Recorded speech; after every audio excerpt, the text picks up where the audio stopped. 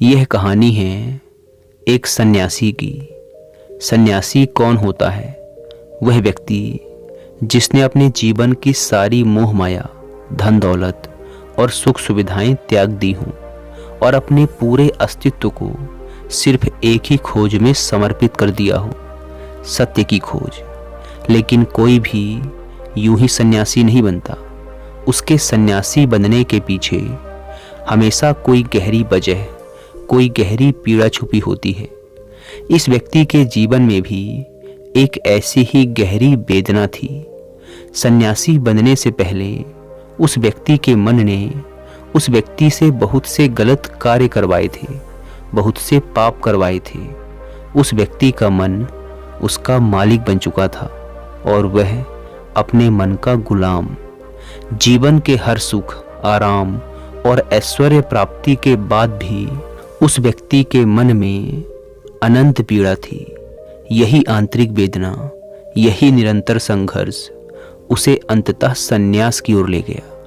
सन्यास लेने के बाद वह जंगल चला गया, मौन साधना करने लगा, ध्यान करने लगा, तरह तरह की तपस्या करने लगा। वह भिक्षा मांगकर जीवन जीता, अकेलेपन और मौन का अभ्यास करता। लेकिन आश्चर्य की बात यह थी कि इतनी साधना के बाद भी उसका मन शांत नहीं हो रहा था। वह जितना मन को काबू में करने की कोशिश करता, मन उतना ही उसे तंग करता। धीरे धीरे उसके अंदर यह धारणा बैठने लगी कि मन को वश में करना असंभव है। एक दिन जंगल में उसकी मुलाकात एक साधारण से चारवाहे से हुई। वह अपनी भेड़ें चरा रहा था। उसने सन्यासी को उदास बैठा देखा तो उसके पास आया और बोला, महाराज, आप बहुत परेशान लग रहे हैं। कई दिनों से आपको देख रहा हूँ, आप बेचैन रहते हैं। क्या मैं आपकी कोई मदद कर सकता हूँ? सन्यासी मुस्कुराया और व्यंग से बोला, तुम मेरी मदद करोगे? तुम तो एक संसारी हो, मोह माया में डूबे हुए हो। तुम क्या जानोगे मन के बारे में? चारवाहा शांत स्वर में बोला, महाराज, मैं मन को वश में करना जानता हूँ। यह सुनकर सन्यासी जोर से हंस पड़ा। क्या कहा तुमने? तुम मन को वश में करना जानते हो? मैंने अपना सब कुछ त्याग दिया, जंगल में आ गया, साधना की, और फिर भी मैं अपने मन का गुलाम हूं। और तुम कहते हो कि तुम इसे बस में कर सकते हो? चारवाहा गंभीर हो गया और बोला, महाराज, मन को वश में करने के लिए सब कुछ छोड़ने की जरूरत नहीं और ना ही जंगल में रहना जरूरी है। इसके लिए तो बस एक चीज छोड़नी होती है और वही सबसे महत्वपूर्ण है। सन्यासी ने पूछा, वह एक चीज क्या है? चारवाहा बोला, गलत जानकारी। सन्यासी आश्चर्यचकित होकर बोला, गलत जानकारी? इसका मन से क्या संबंध है? चारवाहा बोला, महाराज, सोचिए, यदि किसी ने कभी सेब का स्वाद ही ना चखा हो तो क्या उसका मन कभी सेब खाने के लिए लालायित हो सकता है? नहीं ना।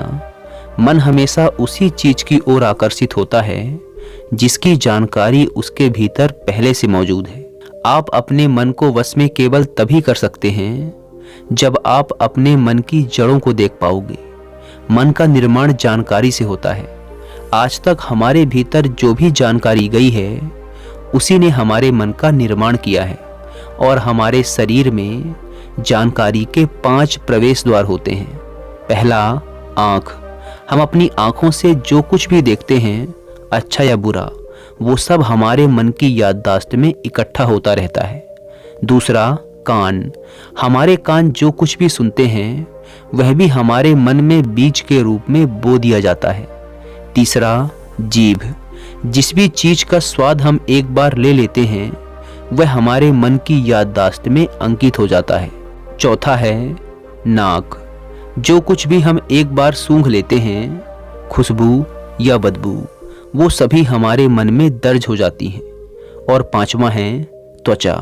जिस भी चीज को हम एक बार छू लेते हैं, स्पर्श कर लेते हैं, उसकी याददाश्त हमारे मन में कहीं ना कहीं अंकित हो जाती है। इन 5 द्वारों से प्रवेश करने वाली हर जानकारी मन की मिट्टी में बीज के रूप में बो दी जाती है और जैसे जैसे समय बीतता है ये बीज वृक्ष बन जाते हैं। अब सोचिए, यदि हमारी बुद्धि गलती से गलत बीजों को सही समझकर बो दे तो उनसे भविष्य में अच्छे फल कैसे मिलेंगे। यही कारण है कि आपका मन आपके वश में नहीं है, क्योंकि आप पहले ही अनेक गलत बीज बो चुके हैं और अब वे बड़े वृक्ष बन चुके हैं। सन्यासी ने चिंतित होकर पूछा, तो अब मुझे क्या करना चाहिए, क्योंकि मैं तो पहले ही बहुत से गलत बीज बो चुका हूं और उन्हें तो अब मैं निकाल नहीं सकता। चारवाहा मुस्कुराया और बोला, सही कहा महाराज, बोए गए बीज मिटाए नहीं जा सकते, लेकिन अब आपके पास एक नया विकल्प है। अब तक आप अनजाने में गलत बीज बो रहे थे, लेकिन अब आप जानबूझकर सही बीज बोना शुरू कीजिए। यदि आज हजारों गलत बीज आपके भीतर हैं, तो क्या हुआ, अब से लाखों सही बीज बोने शुरू कर दो। जिस दिन सही बीजों की संख्या गलत बीजों से अधिक हो जाएगी, उस दिन आपका मन आपके वश में होगा। लेकिन यह काम एक दिन, एक महीने या एक साल का नहीं है, यह पूरी जिंदगी भर का अभ्यास है। जैसे आप हर दिन अपने शरीर को भोजन देते हो, वैसे ही आपको हर दिन अपने मन को भी सही भोजन देना होगा, यानी अच्छे विचार, सही सोच और सही जानकारी। जीवन में हर पल आपके सामने दो विकल्प आएंगे, एक सही और एक गलत। गलत विकल्प अक्सर आसान होगा, सुखद लगेगा। सही विकल्प कठिन होगा, उसमें पीड़ा भी होगी, लेकिन वही पीड़ा आपको शुद्ध करेगी, शांत करेगी। हर बार सही का चुनाव करो। हर सही चुनाव आपके भीतर एक सही बीज बो देगा, और जैसे जैसे ये बीज बढ़ेंगे, वैसे वैसे आपका मन शांत, स्थिर और आपके नियंत्रण में होता चला जाएगा। चारवाहा इतना कहकर मुस्कुरा दिया और अपनी भेड़ों के साथ आगे बढ़ गया। सन्यासी बहुत देर तक गहरी चुप्पी में बैठा रहा। आज उसे समझ में आ गया था कि समस्या उसके मन में नहीं थी, बल्कि उन गलत बीजों में थी जिन्हें उसने जीवन भर अनजाने में बोया था। अब उसने ठान लिया कि वह हर दिन अपने भीतर केवल सही बीज ही बोएगा। लेकिन प्रश्न यह है, वह सन्यासी तो चारवाहे की बात समझ गया, क्या आप समझ पाए?